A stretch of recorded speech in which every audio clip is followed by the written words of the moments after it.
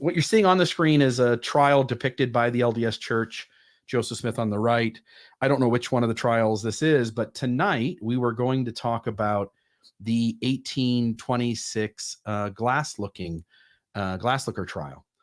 And I wanted to start off kind of setting the stage for this conversation.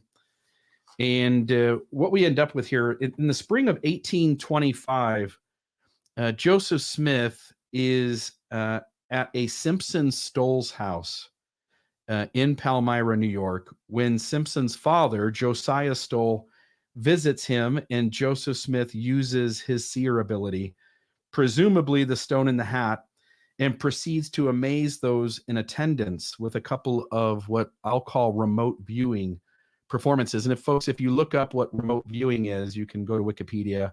In the outline that we will stick in the show notes, we'll end up. RFM, how are you? Hello. Am I okay?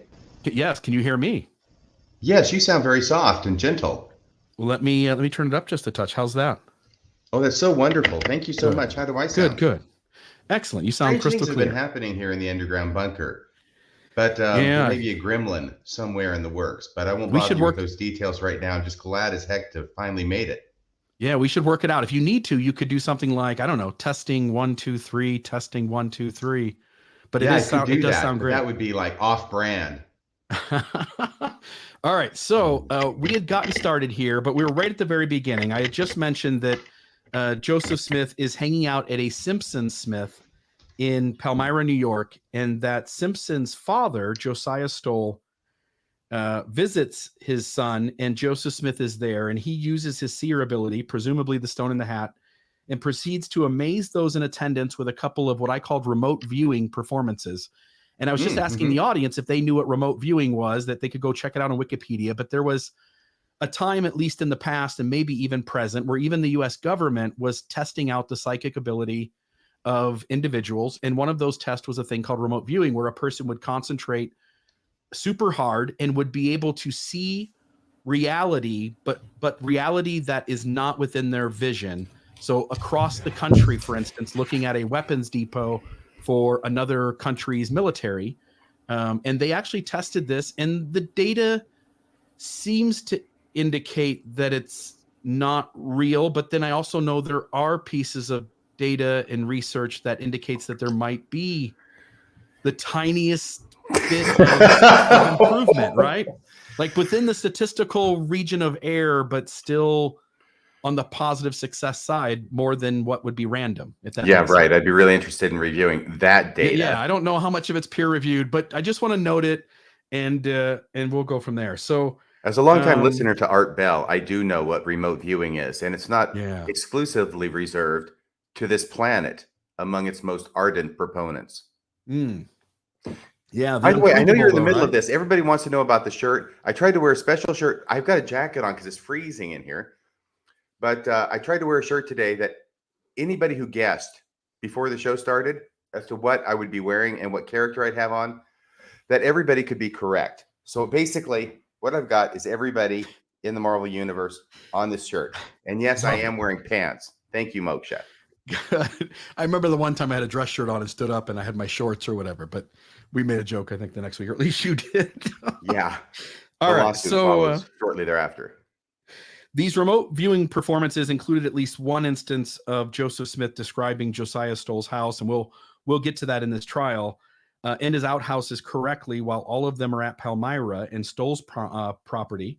Did he say the outhouse had a little moon carved into the door? Oh, yeah. Don't they all? That's a tough one. And Stowell's property is actually in Bainbridge, New York, significantly far away from Palmyra. Here you see the map on the screen. I wanted folks to kind of get a sense of just how far away it is. It's a 2-hour and 30-minute drive, although got a little bit of a bend there in the route. Look at all that. That's so interesting with all the blue. It looks like a land of many waters. It very much is. Those Finger Lakes, huh? Yeah. And one of the things I was thinking in my head as I was preparing this conversation was the idea that maybe Joseph Smith would have had access to Josiah's house. It wouldn't have been too far away. And maybe we could make the argument that he walked there and kind of saw it so that he could tell Simpson and Josiah what the property looked like. And I think that probably is not a rational argument. So I wanted to put the map up so folks could kind of see it's probably a little too far to even propose that that's what's going on. But not significantly far away. Again, 2.5-hour drive, but quite a bit of a carriage ride, right? Josiah Stowell, so amazed with the prophet's ability, hires him to both work the farm and to lead treasure digs near Stowell's property in New York. Several members of Stowell's family, Joseph Smith Jr., for instance, Joseph Smith Sr., Isaac Hale, Emma Hale Smith's father, and other members of the Hale family, as well as, I think I said, the Stowells and a few others, they make a mining agreement. So I actually found this. Thank goodness for the Joseph Smith papers. They are fantastic. This is a newspaper article. I was going to look up what year this was, but this is significantly after the mining agreement's actually made. Some person was able to find it, and they ended up printing it in a newspaper years later. And this is the article on from the Joseph Smith Papers Project, so that folks could see the mining agreement. And I'm not going to go through it. I'm not going to read it, but folks are welcome to do that afterward. You can pause it on that section, read the thing. But notice the names at the end: Isaac Hale, David Hale, P. Newton, and then you've got a Chas Newton, Joseph Smith Sr., Isaiah Stowell, Calvin Stowell, Joseph Smith Jr., and a William Willie. And those are the names that sign off on this mining agreement. Folks may want to argue that, hey, maybe this isn't legitimate. Well, the Joseph Smith Papers Project also shares their 2 cents on the provenance. They said, while the document has poor provenance, the text appears to be authentic. The agreement is generally consistent with Joseph Smith's personal history and with several other contemporaneous sources. And you and I were talking earlier today. There's a section in here. I don't know if I'll be able to find it quickly, but there's a section in here where it talks about how Joseph Smith had already been working on these treasure digs at the Stowell's property for months now. It appears to be probably sometime in the early part of 1825. And then this mining agreement ends up happening. I think the date on it is November 1st, 1825. And, we had got this statement in the church, RFM. You and I probably remember this really well, but numerous times I remember hearing the quote that Joseph Smith wasn't really into treasure digging. The Stowells, Josiah Stowell was the one who pressured him. He goes and does it, and it's not very profitable. I think he says he makes $17 a month, yes, and quickly tells Stowell that it's not working out and convinces him to quit. Is that the story you remember from church history? Well, yeah, they didn't really talk about it at least in church, in my church meetings. But I did notice a couple things. First off, this was signed and ascribed to it looks like Yellowstone Valley at the top of the article on April 12th, 1880. Is that 1880 that I'm seeing there? It looks like a clear April 12th, 1880. Yes. Okay, so that's the provenance. And B. Wade, They talk a little bit about it. But like the Joseph Smith Papers Project says, it looks like it's probably legit. One of the things I find interesting about that is that Isaac Hale is a signatory to this, because I'd always had the impression that he was kind of aloof and apart from this. He was very, very pragmatic. Yeah. And perhaps he was in other areas of his life, but he signed on to this, which a lot of people did at the time. They didn't see that as a conflict. Yeah. And him and the Stowells, and then the third party, which I don't have it in front of me, but not the Smiths, they decide they're going to divide this up into thirds.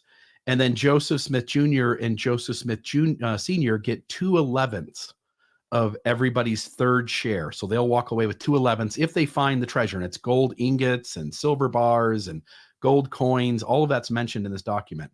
And it already points to the fact that Joseph Smith seems to know where these things are. And so this is the agreement, so that when they find stuff, they will have a legal document to say how they're going to split it up so nobody can cheat the system.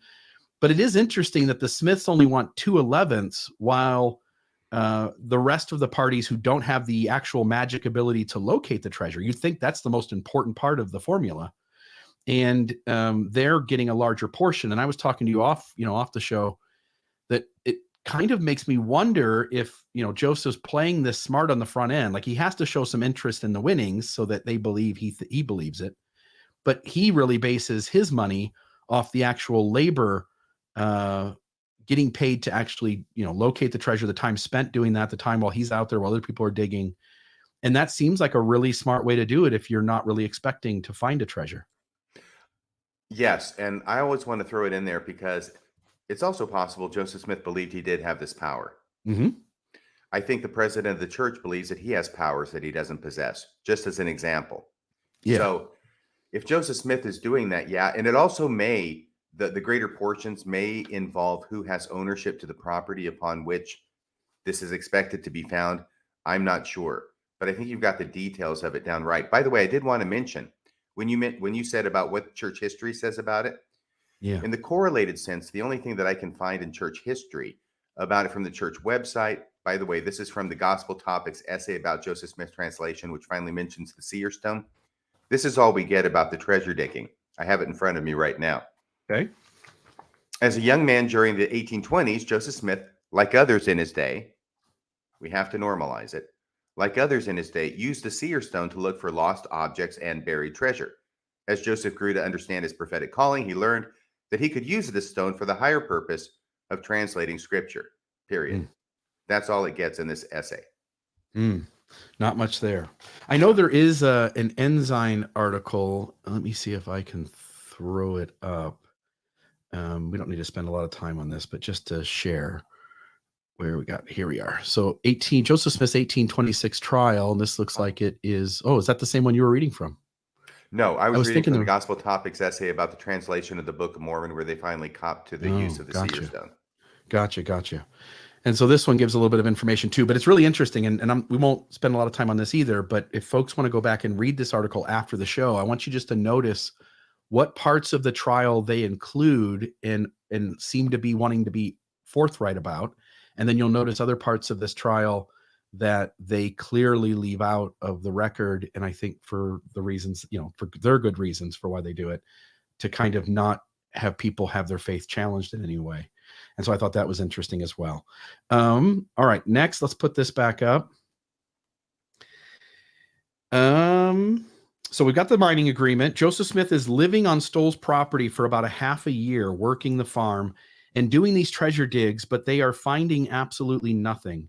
And these digs are failing at every turn. Members of Stowell's family, along with others in the community, perceive that Stowell is being taken advantage of. And on March 20th, 1826, Joseph Smith is brought before the court on charges of being a disorderly person and an imposter. And I put that in quotes because that's what this account of the trial proceedings say.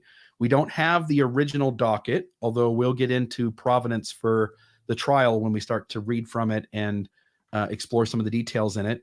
And we've got certainly what happened within church history to kind of show that to either be true or not true. And we'll talk about all of that. But to note, members of Stowell's family, along with others in the community, we already talked about, they charged him with disorderly person and imposter. The trial is first printed in Fraser magazine, which is here. And you find online, they have the whole year's worth, but each month has its own edition. And so this is the February, on the right-hand side, the February 1873 edition, volume 7 gives the number there. That's the first place it shows up. So 1873 in February. And then the second place it shows up is the Utah Christian Advocate. And the Christian Advocate, both of them have a little bit different. The trial proceeding is verbatim, but then just before the proceeding or just after, both articles have a little bit of commentary.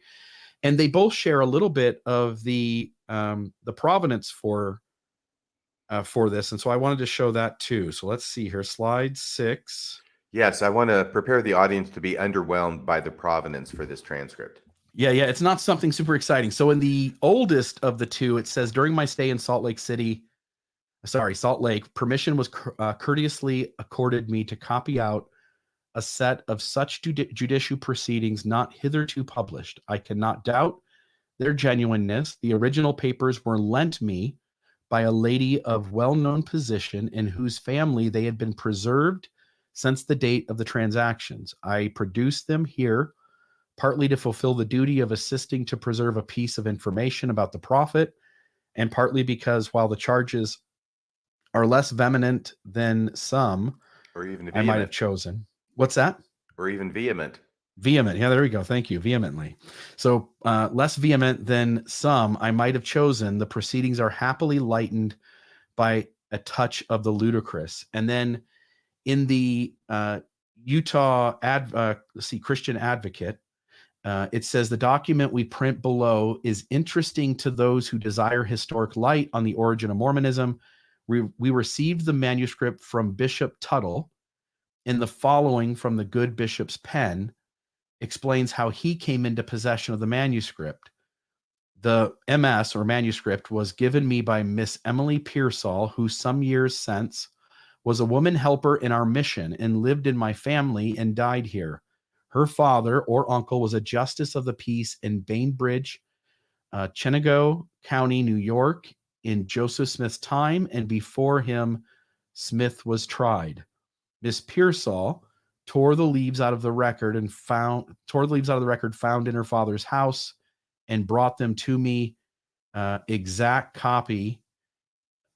Trial and conviction of Joseph Smith, author of the Book of Mormon, March 20th, 1826, Bainbridge, New York. What do you make of these two statements? Anything stick out to you there? Well, no, unless this otherwise unidentified woman in Salt Lake City in the first article, 1873, suddenly becomes Miss Emily Pearsall. It could be, but it sounds like the second publication of it is basing it upon a different provenance than simply republishing what was in the 1873 article. Yeah, the Frasers look like it might be this Bishop Tuttle, and then the one on the right is now another source who says they got it from Bishop Tuttle, who got it from Miss Emily Pearsall. I also know they're so sure that this is accurate, but just to note that they don't know whether Pearsall was a let's see, whether it was her father or her uncle who was the justice of the peace in Bainbridge. So even them with some level of certainty seem not to really know what Pearsall's relationship is to the judge or justice. And so we ought to at least acknowledge that as we kind of move forward. Right. And the other thing is about it first showing up in 1873 is going to cause some concern about its accuracy in the first place. I know you'll get to that. Yeah, totally. By the way, Bill, I Yes. apologize. I'm going to be going in and out of the screen as far as my face goes. I'm a bit under the weather. And if you knew what I was doing when I'm not on the screen, you would appreciate it. That's all I'm saying. Okay. No sweat. Okay. You feel free to turn whatever off when you need to. Thank you. Yep. All right. So we talked about the provenance of the trial proceedings.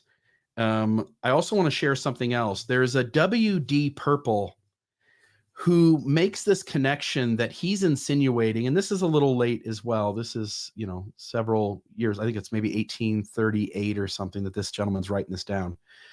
But he relates that Josiah Stowell, he's suggesting that Josiah Stowell is looking for Captain Kidd's treasures. And we always have this running story in Mormonism that Joseph Smith would have been deeply aware of Captain Kidd. And then the church, through its apologists, tend to take a different stance, which is generally that we don't know that. We don't really have any proven connection. We can't really draw the conclusion that Joseph Smith would have been familiar with the Comoros Islands and with Moroni and all that comes with the Captain Kidd story. But before we get into the actual trial, I thought I would note that there are actually at least 4 sources that point to a connection between Joseph Smith and Captain Kidd. And if, in fact, Josiah Stowell was very well aware of the story, certainly the conversation would have centered around how those treasures got buried in the first place as well. Correct? Okay, so here's the 4 sources. According to J.H. Kennedy, Joseph, quote, made confession, unquote, that the autobiography of Captain Kidd, quote, made a deep impression upon him, unquote. Kennedy does not say in what context Smith made this confession. Palmyra native Philetus B. Spear recalled in an 1873 interview that as a boy, Joseph, quote, had for a library copy of the Arabian Nights, stories of Captain Kidd, and a few novels, unquote. Pomeroy Tucker also mentions Joseph's youthful fascination with Captain Kidd, Stephen Burroughs, the counterfeiter, and others, noting that such stories presented the highest charms for his expanding mental perceptions. And Emily Dickinson, not Emily Dickinson, the author, Ellen E. Dickinson, similarly wrote, it is said that Joseph at an early age, and again, RFM, you pointed this out before, it is said, So it just suggests that it's a second hand. She's not really a first-hand witness to Joseph saying that. It is said that Joseph at an early age could read but not write, which would be very convenient for a dictator, wouldn't it? What do you? Oh, I'm sorry. For one who dictates manuscripts out of a hat. If one is good at reading but not writing, dictating and someone else being the scribe is really convenient. Yes. For a second there, I thought we were going down the road of Pol Pot or Mussolini. No, okay. So it is said that Joseph at an early age could read but not write, and when quite young, committed these lines to memory from the story of Captain Kidd, the notorious pirate, which seemed to give him great pleasure. My name was Robert Kidd, as I sailed, and most wickedly I did, as I sailed. What do you make of this connection between Josiah Stowell and Captain Kidd, and then these four sources?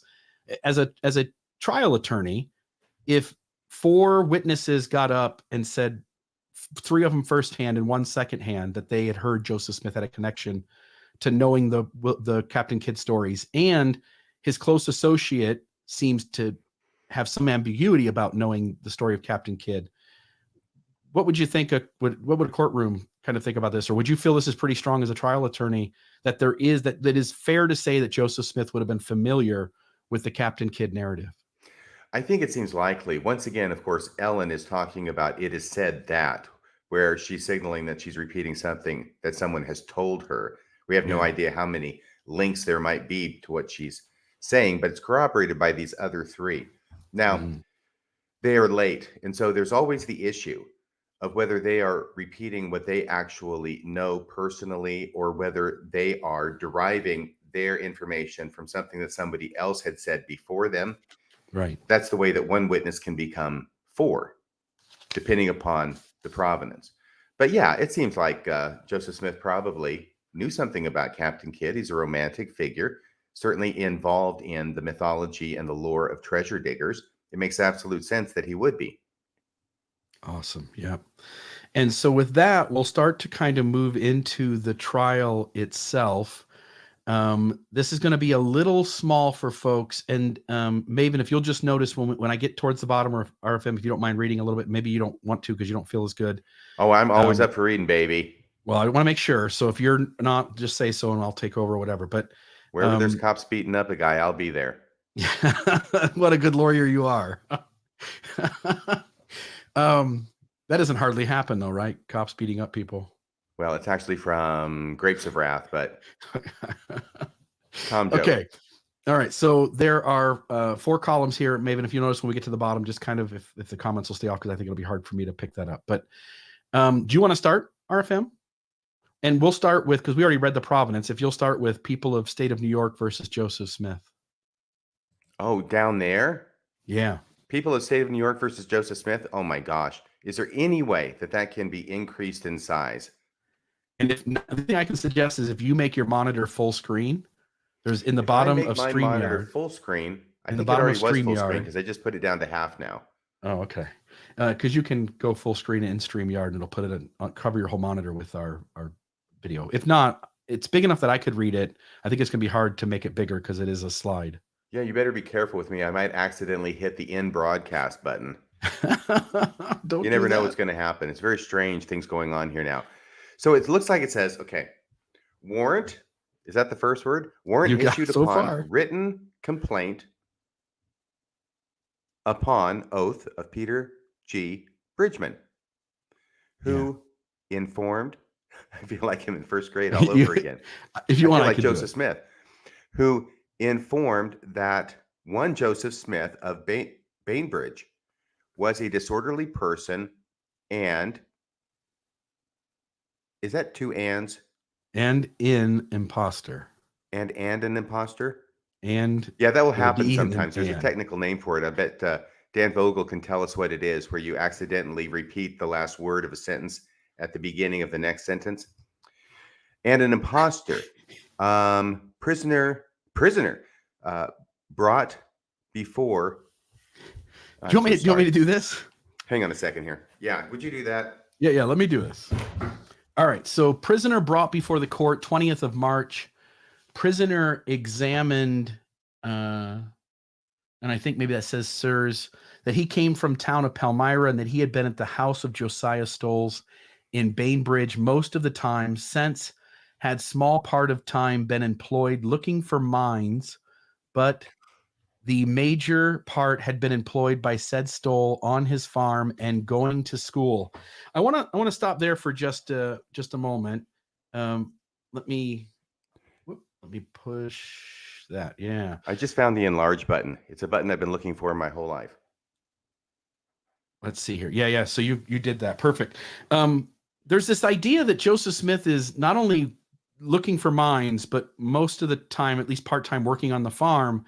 And then lastly, it says going to school. And I'm just curious, RFM, what's this idea of a 21-year-old going to school? Do you think he's going to university?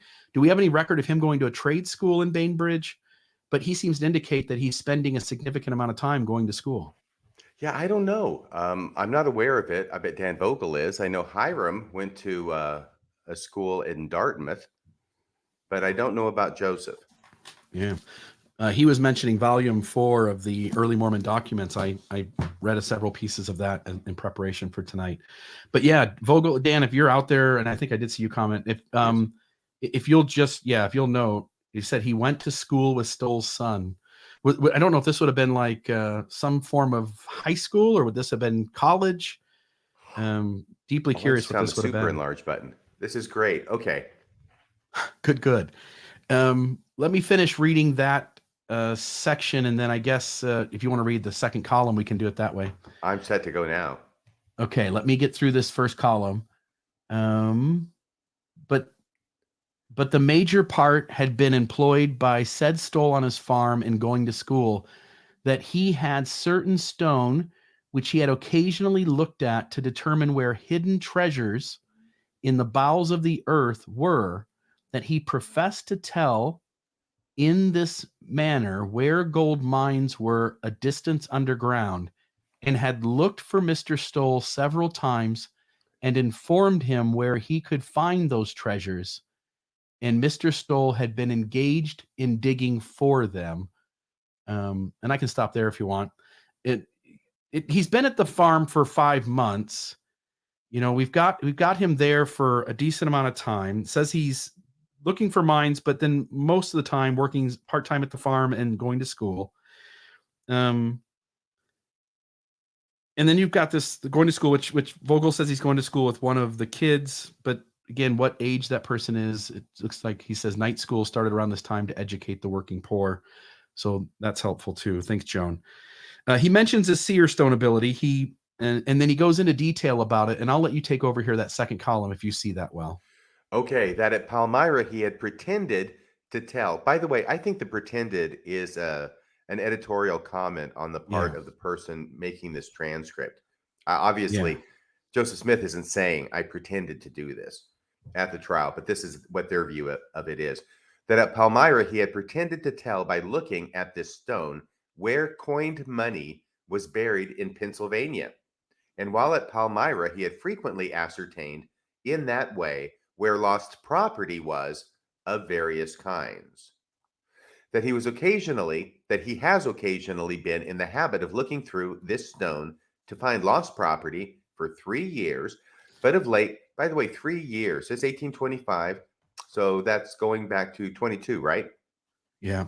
And as you and I both know, it goes back further than that, because it's recorded that when he's 13 years old, 1 year before the first vision, he allegedly uses Sally Chase's green seer stone to then predict that he's got a seer stone ready for him 150 miles away under a tree. And he goes to dig that, and he finds the white translucent seer stone that becomes his very first seer stone. That's his. Okay. And Dan Vogel has thrown in the comment that pretended is the language of the statute. Yeah. Okay.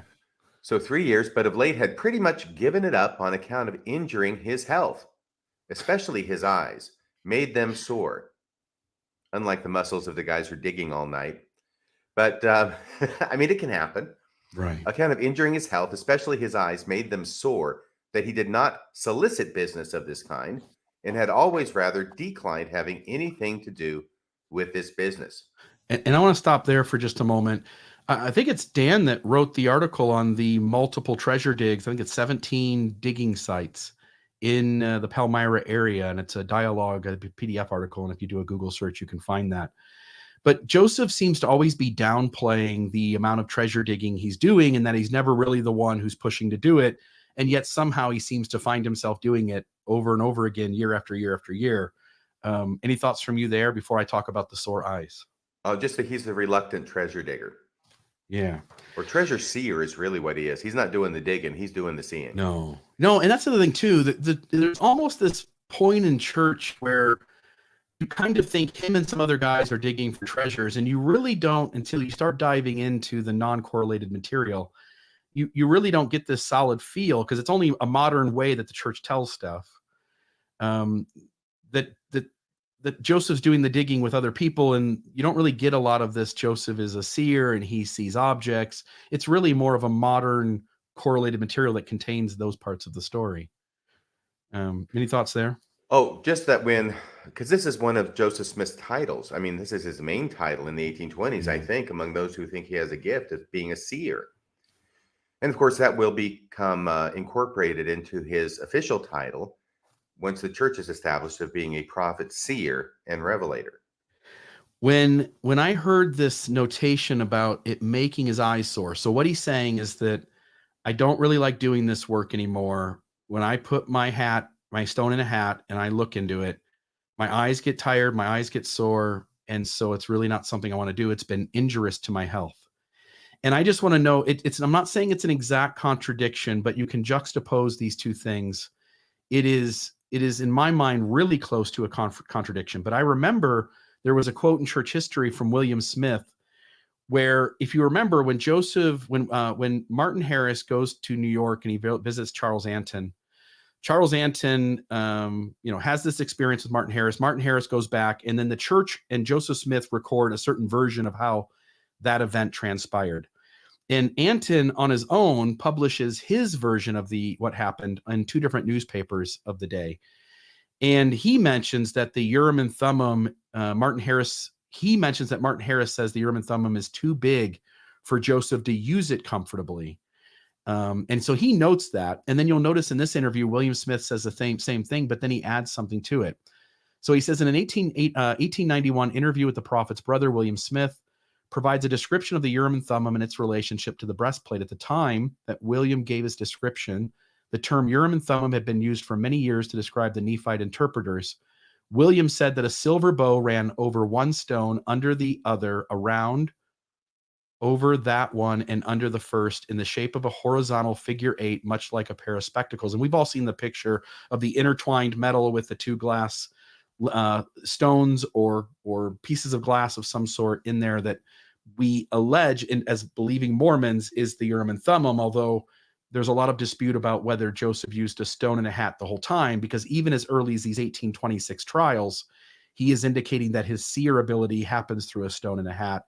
And while the Urim and Thummim seems to get a mention, it's not really talked about in the literal reality sense of being used in real time.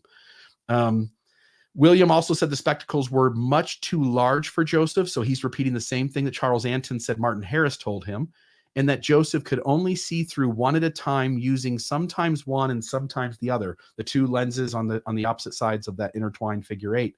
By putting his head in a hat or some dark object, it was not necessary to close one eye while looking through the stone with the other. In that way, sometimes when his eyes grew tired, he relieved them of the strain. And I just want to note, in an 1826 account, he is saying that when he puts the stone in the hat, his eyes get tired, and he really doesn't want to do his seeing ability in that formula, in that process. And then we're going to say 4 years later, essentially, that Joseph Smith is telling William Smith, and this is the prophet's brother, this should be to some degree trusted, although this is also a late reminiscence, but that Joseph having his head in the hat isn't how his eyes get tired, but rather it's how he relieves them, because the way they get tired is by looking through the Urim and Thummim, the spectacles, the Nephite spectacles. And so there's that. So I was going to ask you, Arpham, take your time, but I was going to ask you if you had any thoughts on this. It does seem as though Joseph is wanting to say in one instance, his eyes grow tired from one mode of operation. And then a few years later, when he's moved from one process to the stone in the hat, he now says that this is what relieves him of his eyes being tired. Any thoughts from you on these 2 points being put up against each other? Oh, I think that's a really good thing that you remembered to juxtapose those two, because they do seem to be in opposition to each other. The main thing I'm thrilled about is that you found these quotes in an article that was published in The Interpreter, a journal of Latter-day Saint faith and scholarship, which I think has languished in obscurity for far too long. This is probably about as much publicity as it's going to get. It is hard for me to say some things with a straight face, believe it or not. We love you, Dan Peterson. All right. Yeah, So you owe me yes, $5, Dan, by the way. The Spectacles, the Stone in the Hat, the book, A 21st Century Believer's View of the Book of Mormon translation. Great article, by the way. I remember reading this when it first came out, and it helped shape how I understood this issue. And I felt like it was much more transparent and forthright than I'd ever seen the church be about this issue. And so kudos to them, hats off to them. All right, now back to the proceedings itself. Do you want to continue reading where we leave off after that first paragraph in the second column? I would so love to. Josiah Stowell? Yep. Josiah Stowell sworn. So now we're into the hearing, the trial, whatever it is, the judicial proceeding in Bainbridge, right? Mm-hmm. Bainbridge, yeah. Yep. Josiah Stowell sworn says that prisoner, and every time it says prisoner, it's Joseph Smith, who's apparently in some kind of restraints. Yeah. Prisoner had been at his house something like 5 months, had been employed by him to work on farm part of the time, that he pretended to have skill. And once again, this pretended, see, it's part of the statute, but that's what you have to find in order to find somebody guilty, is that they're pretending. That's why objective being inserted here. However, it's all make-believe. It's all myth anyway. That he pretended to have skill of telling where hidden treasures in the earth were by means of looking through a certain stone. That prisoner had looked for him once to tell him about money buried on Bend Mountain, that's Bend, in Pennsylvania, once for gold on Monument Hill, and once for Salt Spring, and that he positively knew that the prisoner could tell and possess the art of seeing those valuable treasures through the medium of said stone, that he found the digging part at Bend and Monument Hill as prisoner represented it, that prisoner had looked through said stone for deacon. Little help here? I'm going to go Addleton. Yeah. It looks like Attlton as it's published here. I'm guessing maybe at least one letter's missing. For a mine. So he looked through said stone for a guy named Deacon Addleton for a mine, did not exactly find it, but got a piece of ore which resembled gold. I just want to ask you, if you found a rock that looked like gold but wasn't, how promising is that for actually finding gold? How much is that an indicator that you should probably keep digging in the same spot? Well, I don't know, because he's looking through the stone in the hat. He says he's finding gold. Apparently, there's some kind of fool's gold or something that looks like gold, but it isn't. So, I mean, he's got to be seeing something, right? Now we just got to hone in a little bit. We're so close. We've almost got it here. We have almost got it. So through the medium of said stone that he found the digging part, Ben had looked through, Deacon Addleton for a mine, did not exactly find it. So he's looking for a whole mine of gold. Did not exactly find it, but got a piece of ore, which is spelled O-A-R in this article, which resembled gold. It looked like it. It was close. Yes.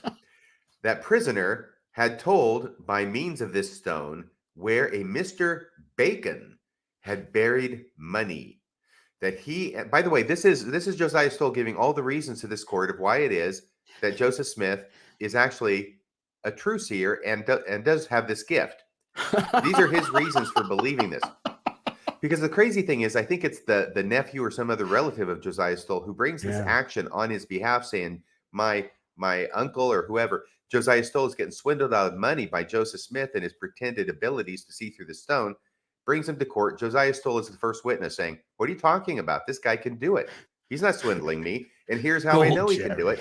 And here's my testimony. And that's what we're reading right now in somewhat of an abbreviated format. So, prisoner had been in search of it. Mr. Bacon had buried money that he and the prisoner, that's Joseph Smith, every time we read prisoner, that he and Joseph Smith had been in search of it, that Joseph Smith, the prisoner, said that it was on a certain root of a stump. That's R-O-O-T, root of a stump, 5 feet from the surface of the earth, and with it would be found a tail feather. Because, of course, whenever you're digging and burying gold in the first instance, you always want to throw in a tail feather just for good measure. So he finds a tail feather. Maybe Dan Vogel will have a salient comment to make about that. But by the Tail way, they're feather. looking for buried money and a tail feather. And they Right. find the tail feather. And It he reminds found the me of money. a joke. It reminds me of a joke. I once asked people, I said, hey, did anybody lose $500 wrapped up of the rubber band? And people go, oh, yeah, that's mine. And I go, great, I just found the rubber band, right? Here's the rubber band. It's the useless thing among the objects. And so Yes. there's buried money with a buried feather, but we know Joseph Smith's a prophet, not because we found the money, we didn't, but because we found the feather. I know. And those feathers are very hard to plant. I want you to know that as a magician.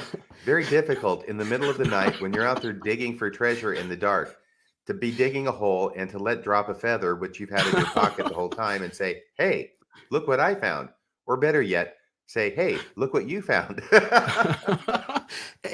And if you're going to bury something to trick somebody into believing that you are a real seer, better to bury the feather half of what you're going to find than the buried money, right? Well, absolutely, because you got to get the money there somehow. It's in your possession, and once you find the money, then you're going to have to be divvying it up with all these other people.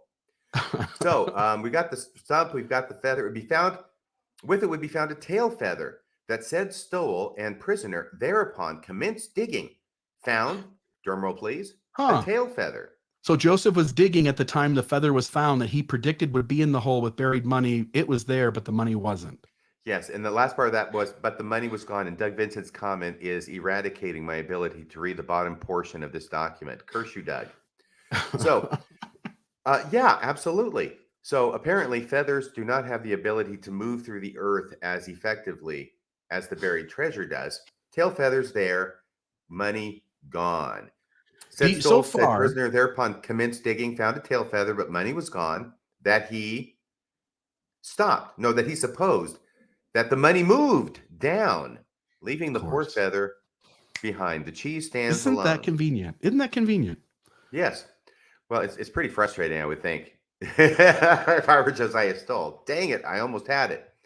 Yeah. That the prisoner did not offer his services, that he never deceived him. That's interesting. So Joseph Smith, according to Josiah Stowell, never offered his services. Apparently, this is something that was asked for by Josiah Stowell and company, that the prisoner did not offer his services, that he never deceived him. So in none of this that's been recounted in this lengthy paragraph does Josiah Stowell feel that Joseph Smith has deceived him in any way. That the prisoner, how convincing do you think this testimony would be to a jury? He found a feather, damn it. Would you quit overlooking the obvious? It's like all you want to find is negative in this, Bill. You've lost the gift of the Holy Ghost, obviously. Yeah, that's it. That's the problem. You must have faith. God is a worker of miracles. He's a God of mystery. And if we just have faith, it'll all work out. You need to have faith like Josiah Stowell. Which is pretty serious faith. He's bending over backward to give Brother Joseph a break, I'll tell you that. That the prisoner, Joseph Smith, the prisoner looked through stone and described Josiah Stowell's house and outhouses while at Palmyra at Simpson Stowell's correctly. Okay. Now, hold on a minute. He's living with who? Well, let me see here. It says he was living with Simpson Stowell. That last name sounds familiar. Yeah, it's Josiah's son. So do you think there's any way in which if Joseph is at Palmyra staying with Simpson Stowell when Josiah comes to visit, what are the chances that Joseph could get any information from Simpson Stowell that might give him something to go on to then make an educated guess at what Josiah's property looks like in Bainbridge? I would say it's a good lead that should probably be followed up. Yeah, too many years have passed. We won't be able to find the witnesses. So while at Palmyra at Simpson Stowell's, correctly, he describes it, and Dan Vogel had said that he described the tree as being painted with a hand painted on it. Yeah. It might have been, I don't know, Sorrow Man The wife. Did Simpson know that the tree was painted with a hand on it? Probably, is right? fighting Uruk-hai. I suppose so. And all you have to do is talk to somebody. You don't even have to ask for this stuff. Do you know how often if you give the cards to somebody else to shuffle, they will flash to you the bottom card, thus making possible a host of miracles without you even having to touch it? It's just amazing. So, but with it does say it right here. Okay, as Simpson told correctly that he had told about a painted tree with a man's hand painted upon it by means of said stone. So that's a pretty significant detail. You don't find painted trees with a man's hand painted on it everywhere, do you, Bill? No, you don't. That's a unique thing. So yeah, if you locate a painted hand on a tree that someone 200 miles away said was there, then you might be onto something. Absolutely. So Joseph Smith is very good at finding, I don't know, painted hands and feathers, but when it comes to money and gold, not so much. So he'd been in company with the prisoner digging for gold and had the most implicit faith in the prisoner's skill. Yeah, because absolutely. we I would found too. some things. If you only find all that, I would believe Joseph Smith could find gold too. It does seem strange that what's always located is the mundane, valueless thing, and what's never procured is the priceless things that are actually worth something significant. Yeah, some might think that was suggestive. It says here Horace Stowell, sworn. Who's Horace?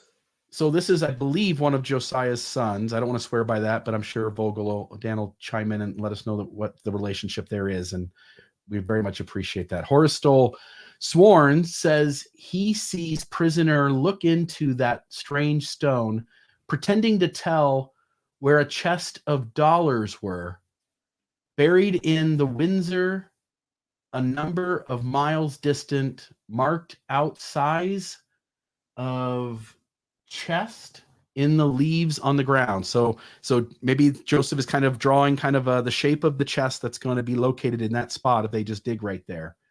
Arid Stowell, which I believe is another one of the kids, Arid Stowell, sworn, says that he went to see whether the prisoner could convince him that he possessed the skill that he's professed to have, upon which prisoner, aka Joseph Smith, laid a book open upon a white cloth and proposed looking through another stone, which was white and transparent. So he must have both of his seer stones with him.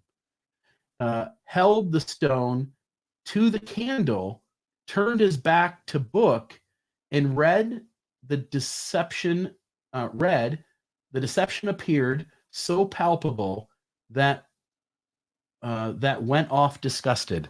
And what it seems they're saying is that when Joseph attempts to do this, it comes off so hokey to them that the act being a fraud was almost physically perceivable. Like, right, it's palpable. It's almost in the physical sense, but maybe not exactly. And so they seem to kind of experience some distrust as that presentation by Joseph was going on.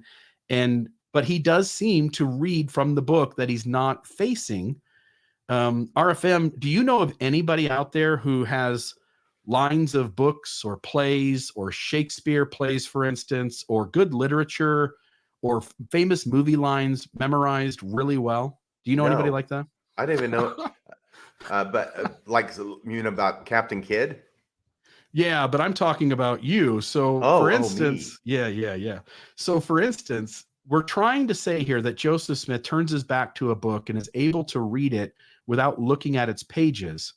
And there are already comments, you pointed it out, the earlier one about him remembering lines from Captain Kidd, and the example of Radio Free Mormon himself, who often is able to pull out on a whim's notice significant lines of poetry, plays, movies, and songs. And you seem to have way more memorized than I would say the average person does. And so you seem to have a skill for it. And I'm just noting, Vogel said that the book they probably read from would have been the Bible. It doesn't seem that crazy for a guy like Joseph Smith, who other statements, such as the Captain Kidd one, and his familiarity with the Bible, it seems reasonable that he wouldn't have a significant problem remembering some lines from a book, turning his back to it, and then reciting them. Right. It would have been more impressive if he had just put the book out there closed or allowed a spectator to pick up the book and open at random to a given page and then place their finger upon, well, something that would be amazing. Yeah, notice he does the magician trick, which is he controls how things happen in which order, so then he gets to pick what it is that is opened up too, doesn't he?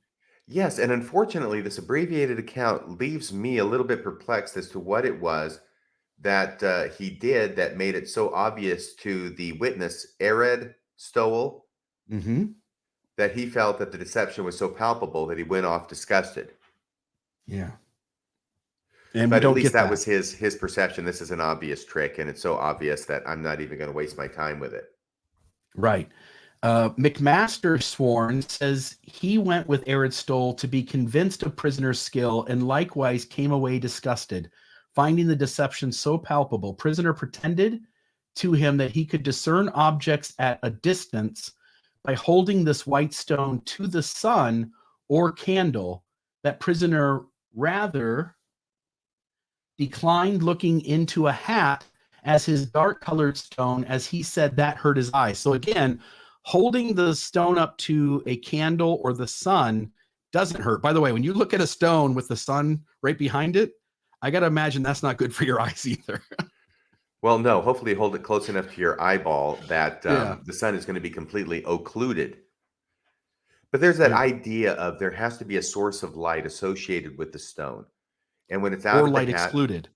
I'm sorry, what? Or light excluded, one or the other, and they seem to contradict each other at times. Which one works best? Oh, yes. And I was just going to make the rather obvious observation that if it's out of the hat, which we're reading here, there's a candle or the sun or some other source of illumination that serves to actuate the magical properties of the stone. If it's in the hat, then the stone emanates its own light. Yeah. And maybe that's sort of a charging mechanism when you hold it up to the sun. And that's what makes it glow in the hat. And then just to note again, the stone in the hat in 1826 hurts his eyes and other processes work better. In 1830, other processes hurt his eyes, and it's using the stone in the hat that is relieving to that end.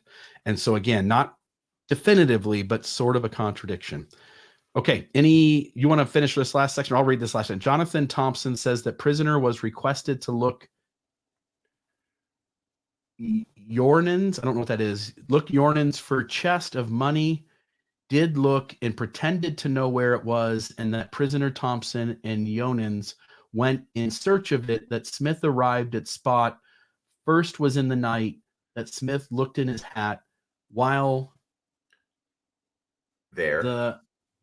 What's that? Oh, while there. I'm sorry. Yeah, there's a space there between the and RE. While there, and when very dark and told how the chest was situated, after digging several feet, struck upon something that sounded like a board or a plank. Hooray. You've nailed it, right? This Boom. prisoner would not look again, pretending that he was alarmed. The last time that he looked on account of the circumstances relating to the trunk being buried came all fresh to his mind, that the last time that he looked, he discovered distinctly the two Indians who buried the trunk, that a quarrel ensued between them, and that one of said Indians was killed by the other and thrown into the hole beside of the trunk to guard it as he supposed. What do you make of some Native Americans burying this trunk of treasure and one of them killing the other for him to be a guardian spirit? Well, I think Any that's a thoughts there? recounting of what was commonly understood for guardian spirits of treasure, that dead men tell no tales, and apparently dead Native Americans, it applies to them as well. That you have a group, in this case maybe two, burying the treasure, and two go into the forest to bury the treasure, and one comes out. Because the other guy, the unlucky guy who gets a short end of the stick, gets killed so that they can then become the guardian of the treasure to keep people like Joseph Smith from finding it, and therefore requiring all of this magical what do you say, procedures, Rituals, and rituals. yeah. I'm trying to use just language that isn't biased one way or the other. Mm-hmm. that they need all these types of rituals in order to get it, in spite of the best attempts of the guardian spirit for them to not get it. What I'm struck by is that Joseph Smith is spending all this time trying to find buried treasure, and he's not finding it, and he's not finding it, and he's not finding it. And here they're digging at a place where he says there's a buried treasure. They hit a board or a plank, and he's so shocked that they actually hit something that he refuses to look any further. Yeah, totally. And the story about there being two Native Americans and one killing the other to be a guardian spirit of the treasure got me finding another story in Mormon history that has a correlation. And this was about 1830. Fayette Lapham visited the Smith family with a friend, Jacob Ramsdell, and talked with Joseph Smith Sr. about finding the buried record. Lapham's narrative, which was published in 1870, is very similar to the versions related by Chase and Knight, including the details about bringing Alvin and then Emma to the hill in order to placate the guardian spirit. So this is Joseph Smith Sr. relating his narrative about the Book of Mormon's guardian spirit Moroni, and Lapham is hearing this account and then writing it down essentially. So he says Joseph, then told his father, so he, Joseph Smith Jr., then told his father that in his dream, a very large and tall man appeared to him, dressed in an ancient suit of clothes, and the clothes were bloody. And the man said to him that there was a valuable treasure. Wait, it was Laban. Did he have a head?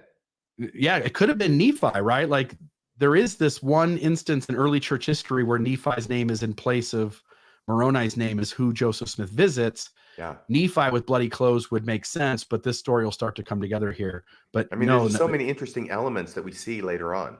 Yeah. And the man said to him that there was a valuable treasure buried many years since and not far from that place. And then he goes on to tell how the guardian spirit then informs Joseph how he is to come and get custody of the treasure, being the Book of Mormon on gold plates. He then said to him that he would have to get a certain cover lid, which he described in an old-fashioned suit of clothes. So Joseph Smith has to come in an old-fashioned outfit in order to fool the guardian spirit who himself is dressed in a suit of ancient clothes, right? I'm one of you guys. Yeah. Of the same color and a napkin to put the treasure in. Then he goes on to tell him more instructions about how he can obtain it. Then it says Smith was struck down and fell on his back. The personage then told him. So this is like that first visit to the hill. He struck down because he probably doesn't follow the instructions perfectly. And because of that, the angel now is informing him that he'll have to come back the next year, which comes at the end of this. But then he says this just before that. He says, this is what Moroni says, when the treasure was deposited there, he warned to take charge of and protect that property, Moroni was, until the time should arrive for it to be exhibited to the world of mankind. And in order to prevent his making of an improper disclosure, he was murdered or slain on the spot, and the treasure had been under his charge ever since. And then he then proceeds to tell Joseph he needs to come back a year later. Here's the new process, and then with the plates. And I know, I'm sorry, Bill, because I know we got a lot of stuff to get to. You're good. It's so interesting as you see the development of these stories going from classic treasure digging stories with guardian spirits to an angel of God showing him where gold plates are buried. But the part that you skipped over, I know you're doing it because of time. Yep. But he said to him, Joseph, that he had not followed his directions. This is the murdered treasure guardian. He had not followed his directions. Why? And in consequence of laying the article down before putting it in the napkin, he could not have the article now. That is the Moroni story right there. The first time he goes to the hill, and he can't have the gold plates because he put them down and he looked away for a second, and he was charged never to let them out of your sight, which of course he does immediately after he comes back from the hill and sticks them in the chest or something. But why cavil at small details? Yeah. And this part about Moroni acknowledging that he was murdered or slain on the spot and the treasure had been under his charge ever since. This strikes me. If you think this through logically, the story in Mormonism that we get is that Moroni is the last Nephite. There's only him and Lamanites, and the Lamanites are after him. And before he dies, he buries the plates. And then he comes, to visit Joseph Smith in the 1820s to tell him where they're at. but he's the last Nephite. There aren't any more. He's on his own. He's trying to evade the Lamanites. When he buries the treasure, if it happens the way Joseph just said here, it's not logical or rational. The reason is because it implies that there are two people. You can't be murdered unless there's a second person who murders you. The second person who murdered you must have known that you were burying the plates at that moment and must have either helped you bury the plates or had watched from a tree nearby or something. He comes out and slays you on the spot. That seems sort of contradictory to the way Mormonism frames the story happened, which is that Moroni is evading the Lamanites. He carries the plates with him. He buries them, and then it seems as though we're given kind of this impression that he dies of natural causes or goes off and something else happens. We never know. But for him to be murdered on the spot where the plates are buried implies that the murderer was there in his presence. And that seems to run sort of counter to the Mormon story about who Moroni is and what he was doing. Yeah. Do murder and calm go together? Calm and murder? Murder? Yeah. What movie is that from? I'm going to have to let the people listening guess on that one because it's just too juicy. They can do that. So this story about the murder just seems to be kind of, and as Dan's noting, it could be a conflation of stories, but that's what we're always dealing with from the apologist angle, is that no matter what is said, no matter how many people say it, no matter how many people point to the same idea, every time it's a late remembrance, and hence we can easily just dismiss it. And I just want to note that maybe we can dismiss some of them, but what's the likelihood? Because you really need to dismiss all of these things. There's hundreds and hundreds of tangents in Mormonism where what somebody says about what happened has to be dismissed in order for Mormonism to hold up. And the apologists essentially want the benefit of the doubt every single time. Well, sure, wouldn't you? Of course. Of course. All right, back to this. Will you read the very last page? I'm still going to read this. I think that's I'm where going we're at. to enlarge it right now. And now we are, where are we? Where Thompson says that he believes. Thompson, boy, I'm glad this is a short article where I can find this readily. Says that, okay, was requested. Are we on the last paragraph yet? The very last page, about a third of the way down, Thompson says that he believes in the prisoner's professed skill. Oh, the two Indians, right. Thompson says that he believes in the prisoner's professed skills. Okay. That the board he struck his spade upon was probably the chest. But on account of an enchantment, the trunk kept settling away from under them while digging. Sounds like something in the Book of Mormon. That notwithstanding, they continued constantly removing the dirt. They're digging their hearts out, those poor guys. Yet the trunk kept about the same distance from them. So they keep hitting it, but they can't ever get to it. I don't even think he's saying they keep hitting it. I think he's opposing all of this stuff, and he's taking Joseph Smith's word for it. He's reporting that it's, you're almost there. Oh, it keeps moving. Keep going, keep going. Oh, it's staying the same distance ahead of you. It's your fault. You guys aren't digging fast enough. Faster, faster, you fools, you fools. The trunk kept settling away from under them while digging. That notwithstanding, they continued constantly removing the dirt, yet the trunk kept about the same distance from them. Prisoner said that it appeared to him that salt might be found in Bainbridge, and that he is certain that prisoner can divine things by means of said stone and hat. That is evidence of the fact prisoner looked into his hat to tell him about some money the witness, that's Thompson, lost 16 years ago, and that he described the man that the witness supposed had taken it and the disposition of the money. So he doesn't find it, but he comes up with a story about who stole it and what he did with it. Joseph describes who the man believed had stole the money well enough that the man felt like Joseph had real magic ability. Right. And this is just the guy that Thompson suspected anyway. And therefore, the court fined the defendant guilty. Cost warrant. Oh, this is where they give the costs at the end. And therefore, the court fined the defendant. I think that's found or fines the defendant guilty. Cost of warrant, 19 cents. Complaint upon oath, 25.7. Witnesses, 87.5. These are all cents. This is back when pennies used to mean something. Recognizance, 25. Minimus, 19. Recognizance or witness, 75. Subpoena, 18, for a total of $268. Am I reading that correctly? 268 pennies. Oh, I'm sorry, 268 pennies. It does have a dollar sign at the beginning, but I think it is pennies. Yeah. 268 pennies. So this thing turns up in 1873, and then it's repeated a few years later, 80 or 86. And how does the church respond to this thing? What are the church and those inside the church, what are they saying about this? Well, this is what's really interesting, because this is brought up by critics of the church. I mean, Joseph Smith is engaged in money digging.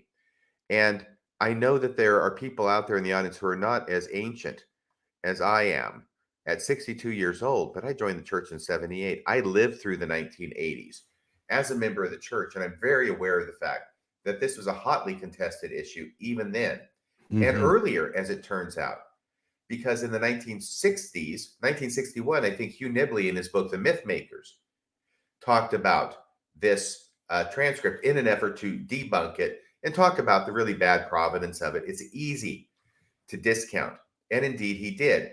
But in the meantime, he, as well as Francis W. Kirkham, who wrote a 2-volume set called A New Witness for Christ in America, which I read back in the mid-1980s, by the way. Both volumes is very, very faith-promoting, as it was designed to be. But it's what these two gentlemen have to say about if it were true that concerns us here, because they recognize how damning this evidence would be if it were true, and why it was that they were so dead set on disputing it and disproving it. And what Kirkham says, New Witness for Christ in America, Volume 1, pages 385 to 387, a careful study of all facts regarding this alleged confession of Joseph Smith in a court of law that he had used the seer stone to find hidden treasure for purposes of fraud must come to the conclusion that no such record was ever made, and therefore is not in existence. Had he, Joseph Smith, made this confession in a court of law as early as 1826, or 4 years before the Book of Mormon was printed, and this confession was in a court record, it would have been impossible for him to have organized the restored church. Because what he's saying is, nobody would be that stupid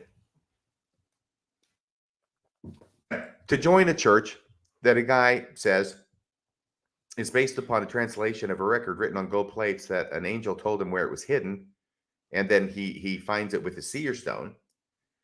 And so he thinks it would be impossible for him to restore the church. Obviously, he was incorrect in that conclusion, because as P.T. Barnum said, there really is one born every minute, speaking of suckers. And also later on in the book, pages 486 and 487, Francis Kirkham continues, if a court record could be identified, and if it contained a confession by Joseph Smith, which revealed him to be a poor, ignorant, deluded, and superstitious person, unable himself to write a book of any consequence, and whose church could not endure because it attracted only similar persons of low mentality, like me for 40 years. If such a court record confession could be identified and proved, then it follows that his believers must deny his claimed divine guidance, which led them to follow him. So in other words, if this were true, all of Joseph Smith's followers would have to deny his being a prophet. How could he be a prophet of God, he goes on. How could he be a prophet of God, the leader of the restored church to these tens of thousands at the time, and now these tens of millions? Is that true? Yeah, maybe 3 million. Mil. How could he be a prophet of God, the leader of the restored church to these tens of thousands, if he had been the superstitious fraud which the pages from a book declared he confessed to be? Speaking of this transcript. Yeah, and they, Kirkham is implicitly acknowledging that when he reads this trial proceeding, he sees a fraud. He sees a man who doesn't find anything of value, and for which it seems as though the only things he does find or does that seem magical are things that could be explained rationally and never have any value at all.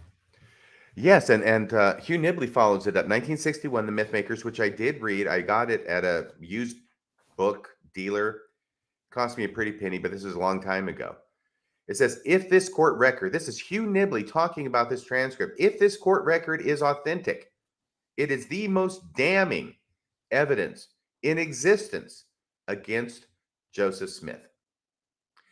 And on the same page, this is Myth Makers, page 142. On the same page, we read that such a court record would be, quote, the most devastating blow to Smith ever delivered, period, end of quote. And we're taking both of these quotes, by the way, not only from the place where they were originally published, but also with the help of the Tanners in an article that they wrote about this issue. I think And it's so when it the says on the volume same 60. page we read, that's the Yeah. Tanners talking. On the same page of this book, The Myth Makers, page 142, Hugh Nibley also says that this court record would be, quote, the most devastating blow to Smith ever delivered. Yeah, Utah Lighthouse Ministry, I think it's their issue number 68, and that will be in the outline that we share tomorrow morning with the published audio. Right. And as Dan Vogel's saying, once again, anticipating us, that Nibley thought he was safe to say this until Walters, right, came along. Wesley Walters is going to make a find that's going to change everything. And we got to know, I was going to go back just here really quick. Remember, this trial proceeding that shows up in 1873 claims that the the court cost to Joseph Smith, the fine for all the cost involved, is 268 pennies. That sounds like $2.68 to me. $2.68, which on the screen now is the Wes Walters fine. And it seems like he traveled out to New York. He knew what he was trying to look for. He was looking specifically for this. He went through a bunch of archives and he located what he claimed was the 1826 court docket for this trial, wherein you can't really see in the cursive there, but you do see on the right-hand side, about the middle, you see a number 2.68. And the Joseph Smith Papers Project published this image of the document, but this is the actual court docket from the court that day.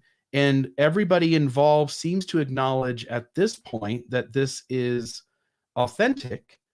And we'll run into one moment in time where somebody challenged that. But it seems as though in the modern moment of 2022, we all accept that this is a authentic document. It's saying same, meaning the people of Bainbridge County or whatever, versus Joseph Smith, the glass looker. He was charged with a misdemeanor, March 20th, 1826, to my fees and examination of the above cause, $2.68. The $2.68 shows that at least on some level, whoever wrote the proceeding for 1873 had access to at least, whether they transcripted it correctly or not. They had access to the original trial notes for what happened in that case. Yes, if that Wesley Walters had found were a forgery, which I don't think is a question at all at this point, but I'm just saying if it were, it would be a simple matter to take the $2.68 and stick it in there because it's in the transcript that was originally published in 1873. Right. But the fact it was actually found at the Bainbridge courthouse through the research and digging of Wesley Walters tends to corroborate at least that aspect of the transcript that was first published in 1873 because the amounts, the $2.68, are identical. Yeah. And we have other corroborating documents as well. So we end up with one of the other judges' receipts. Notice it's the same sort of paper with the same sort of damage to it. This was located even later on. And I believe this one in particular was located by a believing historical scholar. I forget the name, but I believe it was a faithful historical scholar who located it. Again, notifying justices, serving warrant on Joseph Smith and travels. We already know there's no ifs, ands, or buts at this point. That case occurred. And if there was any doubt about Wesley Walters' document that he found, this secondary document corroborates that. And then you also, I guess we'll skip that for a moment. And by the way, it corroborates it in the amount of money that's charged for certain services at the time and in that court, correct? Yeah, there was a third document too, which was another. That's okay. I'm gonna keep it there, maybe. There was another document that was another judge's fees for the day as well, but I don't think that one had specifically Joseph Smith in it. But we have enough at this point with this document, the Wesley Walters find of that, and the 1873 telling of the court proceedings, that we're pretty confident at this point that the person who wrote the transcript down got the majority of what they're saying correct, although there is some question about how this case concludes. Oliver Cowdery, for instance, notes that Joseph Smith was acquitted in this particular trial. And I know the church likes to play up on that as well as apologist. The document itself says that he was charged and convicted, essentially, and that was his fine. but that doesn't really seem to hold water either. And you'll notice on this screen right now, on the right-hand side is a letter by W.W. Phelps, between W.W. Phelps and Oliver Cowdery, where Cowdery relates to Phelps, on the private character of our brother, I need add nothing further at present, previous to this obtaining the records of the Nephites, only that while in this country, some very officious persons complained of him as a disorderly person and brought him before the authorities of the county, but there being no cause of action, he was honorably acquitted. I just want to note, Oliver Cowdery hadn't even met Joseph Smith yet in 1826. Right, not until 1830. Yep, 1829, 1830, about three and a half years later. I'm sorry. And Cowdery was there. Joseph is arrested and charged and goes to court in two other instances in 1830. And Cowdery is at the very first trial in 1830 of Joseph Smith. And in that trial, he was acquitted. And so I simply want to note that there's a high likelihood, I think, that Oliver Cowdery is misremembering which trial they're asking about. And he wouldn't know anything about the 1826 trial unless Joseph Smith told him.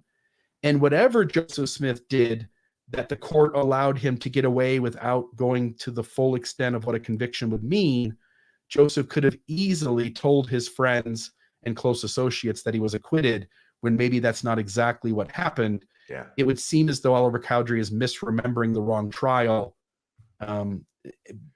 just based on the data that we have that he was at the 1830 and didn't even know Smith yet in 1826. Right. If he's going off 1826 trial, then he's taking Joseph Smith's word for what happened, I would expect. It reminds me of Big Julie in Guys and Dolls when he says, I always was a good guy, which I can prove by my record. 33 arrests and no convictions. And Joseph probably just about has 33 arrests and maybe just one conviction. Maybe. But you see, look, as a lawyer, and I was talking with Colby Reddish about this earlier today, and we both have the same idea. As a lawyer, I don't care whether he was found guilty or not at this 1826 trial. That's the least important thing to me, but that's where the apologists go, because they can argue about that. It doesn't make any difference to me, and it really doesn't make any difference to the issue whether he's found guilty. I don't care what a judge says at the end of a trial if it was a trial. The important thing is that this is what Joseph Smith was doing. And this is what it is that Hugh Nibley said, if this is true, it's the most damning evidence against Joseph Smith. So now we've entered this new age where it's something that's sort of gained currency. More and more people know about it. It's become more accepted. And now it's tried to be palmed off, like in the essay, saying lots of people did this, right? Like it's no big deal, the treasure digging. The thing is that their argument isn't with me. Their argument is with Hugh Nibley, because Hugh Nibley said it would be the biggest deal and the worst deal ever against Joseph Smith if indeed this 1826 trial happened, and if that's what Joseph Smith was up to. And you have people in the church historical department, namely Mark Ashurst McGee, who's written quite a bit about Moroni as a guardian spirit. That's really been one of his specialties that he's gone off in and wrote a bunch about. But whereas Nibley and this Kirkham are both saying, like, look, if this 1873 trial recounting is true, it seems apparent that Joseph Smith is scamming people. He's not able to find anything of value, and it looks like he's just this dishonest person who's a charlatan, and it would be deeply damning evidence against the church. Like you point out, now the narrative has changed. Guys like Mark Ashurst McGee go, well, yeah, back then Joseph was a treasure digging scryer who looked for fictional Spanish silver mines and Captain Kidd's treasures and coins and salt mines and things of value that he never found, but for which he pretended that guardian spirits were watching over treasures that we now know are fictional. He used his stone, he used his hat, he did all the things, but that was just a training ground for Joseph Smith to then be a real prophet using the stone in a real way with a hat to deal with a real guardian spirit named Moroni to find a real treasure, such as a sacred record written upon gold plates, and hence there's nothing to see here. And that real record that he found, he finally found the gold, except the angel took it with him. It's the same story. Yeah. And it leads us back. It can't be real gold because then it's too heavy. So now it's got to be some other material, even though Moroni himself says they were plates of gold. And now we're off on another tangent that provides another problem in the church that they can't quite resolve. Can you say Tumbaga? I knew you Tumbaga. could. Much lighter, similar to gold, has some gold in it, much lighter. But by the way, the chronology, which I think is clear so far, but first off, we got 1873. This transcript comes out for the first time. Then you have, I think it's the 1950s when Kirkham writes his book. It might be a little bit earlier than that. Yeah. He's saying how damning it would be if this were true. It's not true. It's not true. It would be damning if it were. Who would follow Joseph Smith if they knew that this was his background? And then you've got Hugh Nibley in 1961 saying this would be the most damning evidence ever found against Joseph Smith if it were true. And then in 1971, it is that Wesley Walters makes this discovery. And this is before I joined the church, but it is such a massive, explosive discovery that he makes that at least one Mormon author took matters into his own hands in order to try and defuse the power of this discovery. Yeah, we can skip to that part and we'll come back to something here. So, I'm sorry. Did I cut you off? You're okay. There's another part I want to go into, but we can do it right after this. It's no big deal. So, what you see on the screen right now, the very big part of the top left with the two side-by-side images, a Ronald Vern Jackson takes the printing of Wesley Walters' find and changes Joseph Smith's name to Josiah Stowell so that they can distance Joseph Smith from the trial. And challenges basically says that Wesley Walters had forged the document into Joseph Smith's name, but that it actually originally said Josiah Stowell.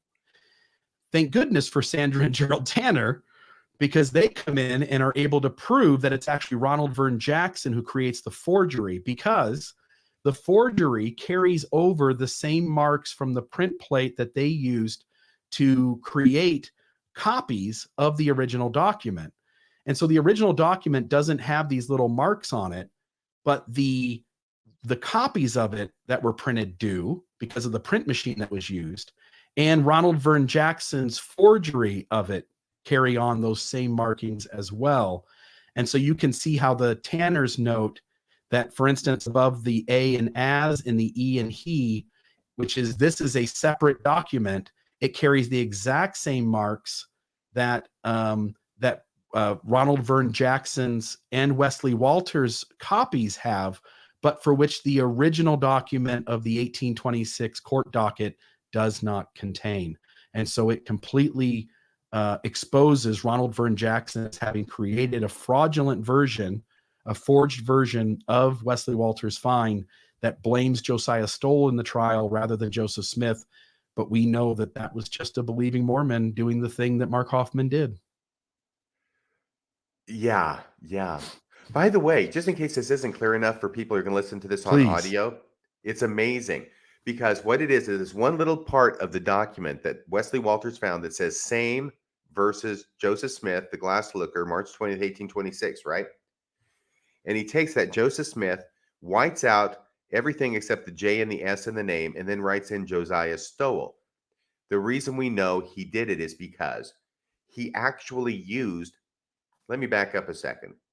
Wesley Walters finds this, gets a copy to the Tanners. They're going to mass produce this on their mimeograph or whatever it is they're using back in 1971 to churn these out. And their mimeograph has a defect in it. In fact, two defects that replicate themselves on every freaking page of everything they churn out. And it's these two little marks. So then what this, rocket scientist Ronald Jackson does is he takes one of the copies that the Tanners have mass produced, whites it out, copies it again, and says, hey, guess who's a forger? Well, it's Wesley Walters. Unfortunately, he left on the thing that he whited out and copied, he left those two telltale marks that show that it was from the Tanners' copy originally. It's conclusive. Yeah. Ronald Vern Jackson committed a forgery in order to defend Joseph Smith and defame Wesley Walters. Now, the important question here is, why would Ronald Vern Jackson see the need to do this? Because it is so devastating to Joseph Smith's reputation. Yes, nailed it. So now if we go back here a little bit, oops. Yeah, I'll shut up now. Go ahead. No, you're good. So in the 1830 trial, here's how Josiah Stowell knows that Joseph Smith is a real seer. Do you want to play the part of Josiah Stowell? Yes, because I have very short answers. Okay, here we go. Did Smith ever tell you there was money hid in a certain glass which he mentioned? Yes. Did he tell you you could find it by digging? Yes. Did you dig? Yes. Did you find any money? No. Did he not lie to you then and deceive you? No. The money was there, but we did not get quite to it. How do you know it was there? Smith said it was. Isn't this the perfect example of circular reasoning? Oh, yeah, absolutely. He didn't find it, but he knows that Smith has the power to find it because the treasure was there. And even though you never found it, you know it's there because Smith said it was there. And that Smith is, of course, Joseph Smith Jr.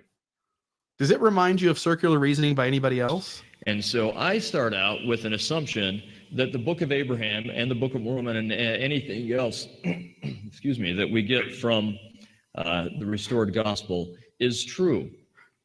Therefore, any evidence I find, I will try and fit into that paradigm. I don't feel that I need to defend that paradigm. I feel that I want to understand the evidence that I find within that paradigm because to me it's a given that it's true. There are others who will assume that it's not true, and on these points we'll just have to agree to disagree, but we will understand one another better when we understand how our beginning assumptions color the way we filter all of the evidence that we find. Give Brother Joseph a break. Okay, so you never Yeah, I find can't any understand why treasure. Kerry Muhlestein doesn't want to defend his paradigm. Doesn't Kerry Muhlestein come off as the very kind of guy that would have gone through all of these experiences and been certain that Joe Smith was a prophet in spite of nothing ever of value being found? Oh, yeah, absolutely. I think his middle name is Josiah. It's Kerry Josiah Muhlestein. How do you know it was there? Because Smith said it was. Then there are three other quotes I want to hit on really quick. The first 1830 trial, it is reported and probably true that he commenced his juggling by stealing and hiding property belonging to his neighbors. And when inquiry was made, he would look in his stone, his gift and power, and tell where it was. So here's a suggestion that he was stealing and then hiding the things he stole and then helping people to find the thing that he stole and hid by using his proposed magic powers. Then the second 1830 trial, that he had been acquainted with Smith, the prisoner, for several years. That prisoner pretended to look in a certain glass or stone and said he could tell where stolen goods were and could discover mines, of gold, silver underground, though none was ever found, made some pretense at telling fortunes, but he, witness, never knew of prisoners finding anything by his pretended art. And And this then is this also one, the second trial in 1830. yeah, the first one was from the first trial in 1830. This one's from the second trial in 1830. And then this last one is from the second trial in 1830. Harris Stowell says, I hid a bag of grain in his barn. Harris hid a bag of grain in his barn, told Smith that he had lost a bag of grain and wished prisoner to find it. Prisoner looked in his glass in vain, for he could not find it. Prisoner, after using all his art for a number of days, offered to give the witness, or Harris Stowell's brother, 50 cents. So his brother told his brother Harris Stowell. So the brother of Harris Stowell went back to Harris and said, hey, Joseph Smith just tried to pay me 50 cents to tell you where the grain bag was, tell him where the grain bag was that you hid. And it says to find where the grain was and tell him, prisoner, unbeknownst to witness, so that Smith, the prisoner, might have the credit of finding the grain. It seems like Joseph was willing in this instance, if we were to believe this account, that he was going to bribe a family member of the item that he's looking for so that that person will tell him the needed information so he can pretend to be a seer and tell the original person where their item is at. Doesn't that hurt the reputation of Joseph Smith? I think so. And when he's having trouble finding this hidden grain or bag of grain, that the prisoner, once again, Joseph Smith, the prisoner, looked in his glass in vain, for he could not find it. It reminds me of Uri Geller on The Tonight Show, where he had a lot of trouble doing his magic act, which he pretended was real because Johnny Carson was advised by the amazing Randy how he did it and to take precautions to keep him from doing it. And all of a sudden on live, I don't think it's live TV, but national TV, Uri Geller's up there and he can't do it. He's using all of his powers, and then he has to ascribe it to, well, I guess there's not enough positive energy here tonight, or there's disbelievers present and it's hard for me to work.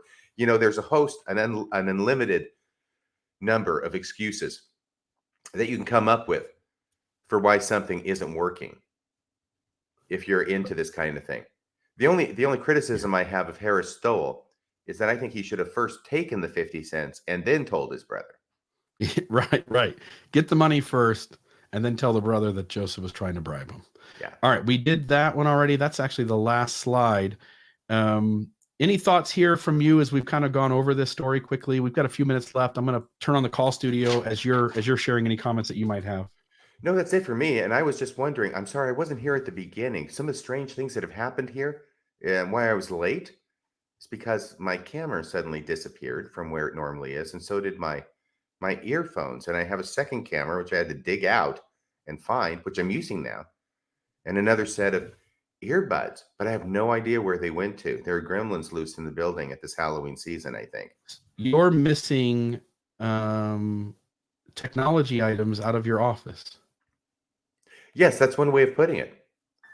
Okay. And so you never took them home. You never removed them from the office. I don't think so, but this has me questioning everything now. I'm turning my sense of reality upside down and inside out. I'm going to put a rock in my cup, and I'm going to see if I can find your items that are suddenly missing from you. No, I'm not going to be able to do that. I didn't steal them and place them anywhere, so I won't be able to tell you where they're at that I've removed them to. By the way, stealing stuff and then pretending to find it is a risky business, because the obvious solution to the trick is you're the guy who stole it.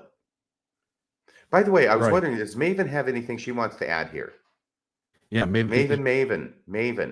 It's like Bloody Mary. You say it 3 times and she appears in the mirror. Hello. Yeah, I don't know if we want that up there quite yet, Maven, but I wanted Maven. I don't know if she was wanting. Does she not want? Oh, she doesn't want to because she had surgery. Yeah, that's right. Yeah. I'm sorry. No big deal. She's such a trooper. She's here like right after having surgery.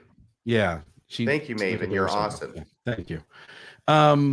Any of this on the 1826 trial at all? And folks, if you want to call in 662-667 Mormon 662-667 6667 or 662 Mormon. Sorry about that. Any other thoughts from you on the 1826 trial? And then we can maybe take a few phone calls, and then after that, we'll reveal the winning shirt, which you got a little glimpse of there. Been revealed. I don't know. It's all right. It's excuse me. Whoop. Sorry about that. Who was that calling? I hope it was important. Okay. Apparently it's Joe Biden on the line. It's not Joe Biden, but it's the call-in studio. The phone call took place. So, folks, if you guys want to call in, we've got one caller already. Great. Here's the thing. At the end of the day, every time Joseph does find something, it can be easily explained as him planting something or doing a little magic trick that really isn't magic at all. And then every time there's an actual treasure being told where it is, he seems to strike out and not really ever find anything of value. And I think when you see that enough times, and we're talking at this point now, as we went over all of these, about a half dozen of him claiming there were valuable things, those never get found. And then 3 or 4 things that do get sort of like, there seems like there's some magic here.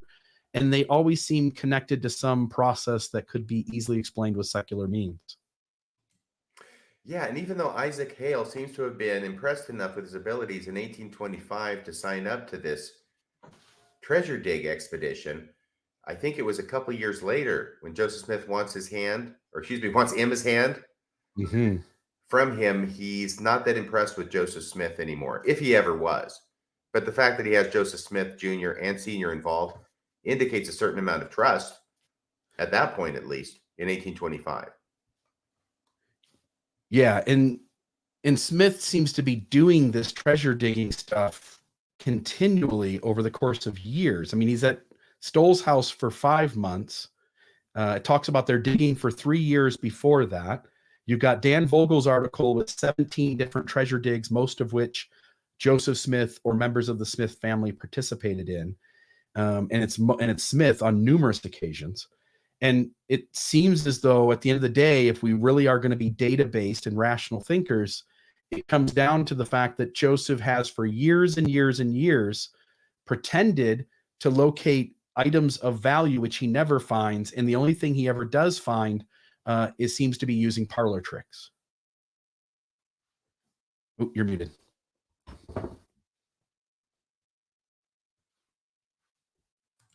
I lost track of where the screen was. I apologize. I was looking something else up while you were talking. Well, never let it be forgotten that these people who say that Joseph Smith left it all behind him is apparently the same Joseph Smith who in 1836 is at the direction of the Lord headed off to Salem, Massachusetts, in order to find buried treasure. And once again, he fails. In a basement of someone's home, right? Yes, we have this in our Doctrine and Covenants, for crying out loud. Yeah. Doctrine and Covenants, Joseph goes treasure digging once again, and as always comes up empty. The only time he succeeded was with Moroni's plates, and then conveniently the angel takes those back. Right, and that's section 111.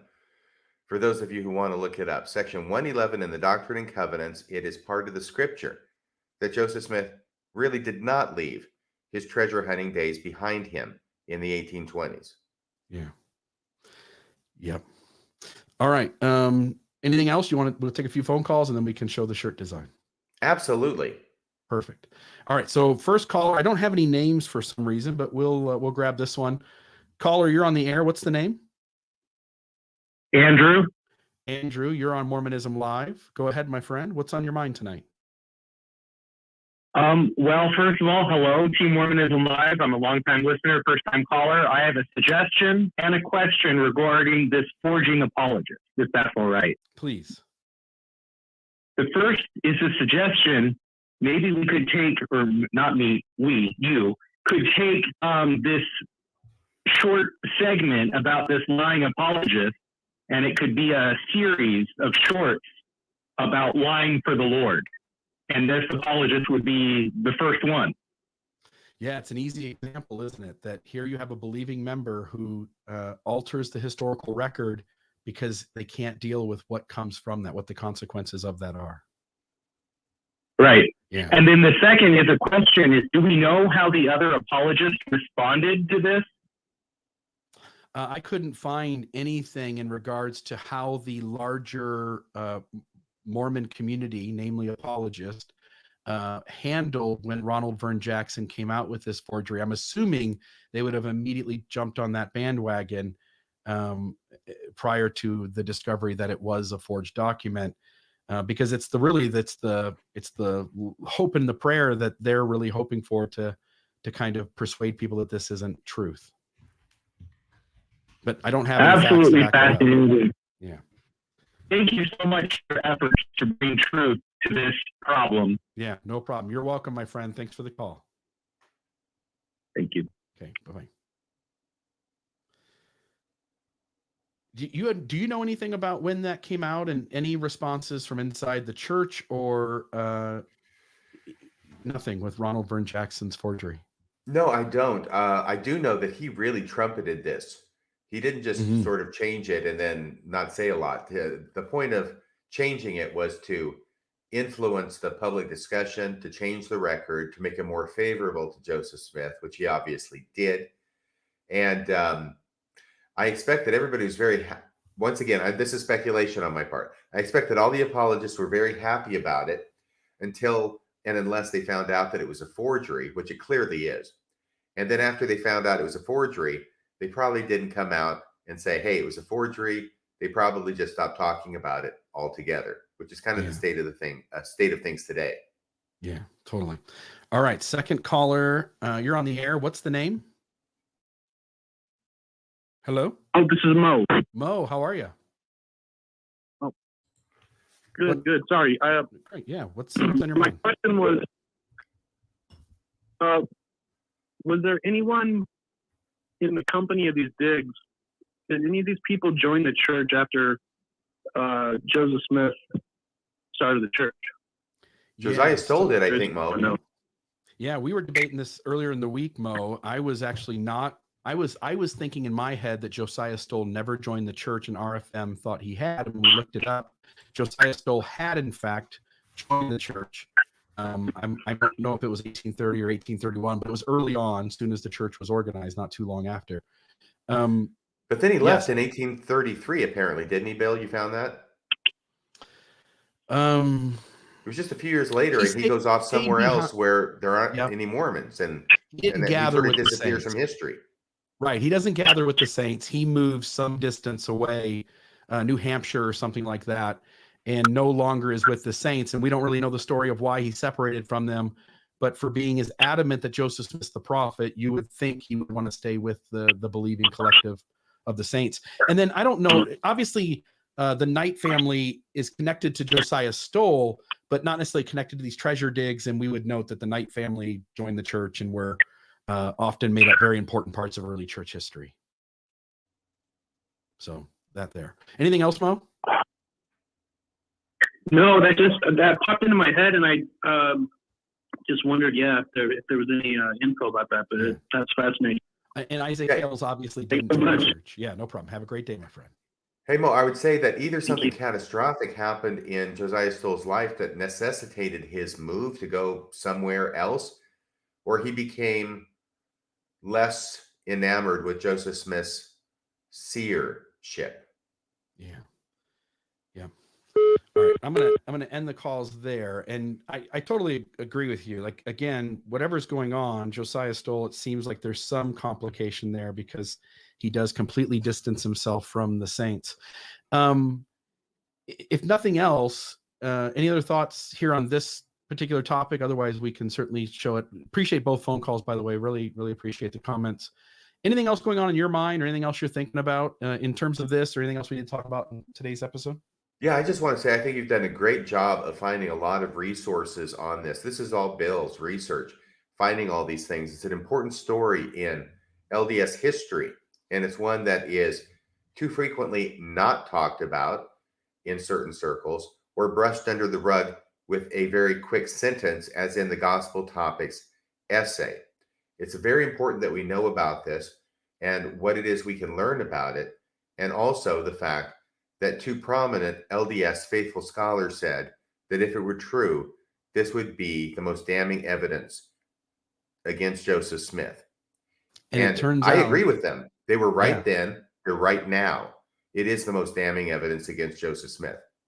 and he looks like a scam artist when you read these proceedings. I mean, it comes across, again, we can debate, I guess, whether the transcription is accurate, though it seems as though by the $268 price that it is. It seems as though when you read these witness accounts, it really does make it look like some of these folks were really gullible.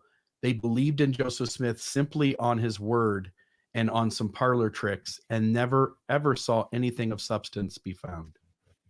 Yeah, well, the hardest people, the easiest people to fool are the ones who want to believe. It's like Ghostbusters, right? We're ready to believe you. Yeah. And so it's very easy to fool the credulous. And I've done it many times myself. And it's a lot of fun.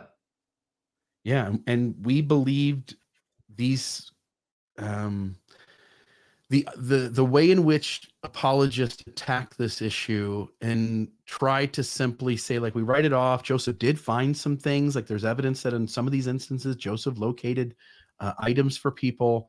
So it seems like mixed results. This could be a preparation for his later ascent into prophethood. But as a rational, critical thinking human being who isn't persuaded by my loyalty to the belief system or the church, when I read this trial, I see a bunch of people being duped and by a person who's duping them as a scam artist. Yeah. And what better compliment can you get as a magician than to have the person that you have fooled standing up for you and saying there's no way you could have done it without magic. I've had that Yeah. experience. It's the highest compliment a magician can receive. Yeah. There's no other way to explain it. It had to be magic. Obviously, if I can't figure out how you did it, it's got to be magic. Yeah. All right. Let's show the shirt. So this, folks, we really appreciate everybody's participation. I was going to pull up here really quick Google Forms, but it was a win significantly, but it was sort of close as well. Let me pull up, and I can actually put this on the screen so that folks can see it. StreamYard share. And so we got 175 responses, and 42.9% were for that one right there. And you and I and Maven all liked this one a lot as well. Yeah, I think we liked all of them, especially the ones that made it into the final stuff, as well as some that didn't even make it there. I apologize for my stuttering. I'm very nervous tonight. But this is a great one. And I've got to say that there's a close vote, even among those three. This one wins it by a nose, and it's fantastic. I really like it. 42.9, 39, 36% and 21.1. And so all of those got a nice fair share, but this is our winner. And so I put up on the screen, let me grab it again. Exmo Apparel. This is exmoshirts.com/collection/Mormon discussions. And folks, you can go to that site to see the merchandise for the umbrella. There's Almost Awakened stuff there, Radio Free Mormon, Mormonism Live, Mormon Discussion, all the things that, all the various brands that we do, a large chunk of them are represented there. And folks, you will see this logo on a t-shirt show up over the course of the next week. The owner of the site that we're working with said that it should be up there shortly. And so it may even be up there now, but certainly before next week's show, we'll have the chance, and we'll mention it again next week. It was a lot of fun to have folks participate. We got so many good ideas. We narrowed it down to 3. We gave folks a chance to vote, and it was a fun little process. And I'm really excited. I think this logo I will use predominantly in the show in places. And so I'm kind of excited to get to work to use it. It really is beautifully done, and we're really appreciative of everybody who contributed. Absolutely. Hey, Bill, do you have a promo thumbnail for next week's 100th episode of Mormonism Live that uses this? Oh, I do. Give me a second. I'll find it. I know he will. He will find it, and then we'll put it up as a thumbnail. I think that's your plan, right? Because it's amazing artwork provided to us by a gentleman who would rather not be named, but we still appreciate and love him just the same. Look at that. Mormonism Live, 100th episode, and I've got the actual 100th fixed, so when the actual image comes out, it'll be a little bit improved. But Mormonism Live, 100th episode, super show. And what we're thinking about doing is we're going to have, myself, RFM, Maven, share some of our favorite episodes that have happened in the first 100, and also take calls throughout the show and let each of you share with us what your favorite is. And so I would suggest go to mormonismlive.org. There's a button there that should say archive. You can go look at our first 99 episodes and see which ones are your favorite. And come to next week's show willing to put your favorite down in the comments, or even if you want, give us a call and we'll bring you on the show and let you talk about your favorite episode that we've done. I think it's going to be a ton of fun. Oh, and my wife, I started off, you and I usually have this banter at the beginning. Which I was absent for tonight. Which you were absent for, but I was going to tell you that my wife and I, we went for because we like bowling. We bowl quite a bit, and we've always just used the stock bowling alley bowling balls. And just last week we got our own bowling balls, our own shoes, and we're really doing the nerd thing now, where we're bowling a couple times a week and really having a ton of fun. I'm not any good at it. I bowl like a 120 sometimes and sometimes less, but I got my own ball and I'm excited. I don't know if you're a big bowler or not. No, but this shows a degree of commitment that is commendable. It's like getting your own temple clothes. Yeah, except it's not quite as much misery. I have a good time while I'm bowling. I've never really had a great time sitting. That gives me an idea. I think that temple attendance would improve if we installed a bowling alley. And played some better movies. You know what I mean? I know. Give people a choice. The blonde Eve, the brunette Eve, at a minimum. Yeah. At a minimum. And I'm thinking a whole nother show altogether. Like if they put Avengers up on the screen, I think people would be a little more excited for the hour and a half they're sitting in there. Oh my gosh. Yes, please. Somebody do something. All right. Well, next week's episode on all of the past 99 and what a fun journey it's been, and hopefully a few hundred more in front of it at the least. So I'm excited to see what you and I and Maven produce over the course of the next year. So am I. We've already got some episodes scheduled into November, including Jim Bennett coming on the show. Ooh, November Bennett. 16th, he's slotted. I hope he's watching. Love it. That's going to be a lot of fun. Anything else, RFM? No, that's it. I had a great time tonight. Glad I could finally get connected. Bill, you're marvelous. You did a fantastic job tonight on tonight's show. And I hope you and Maven both feel better over the course of the next week. And I can't wait to see you guys next week for our 100th show. Yes. Thank you.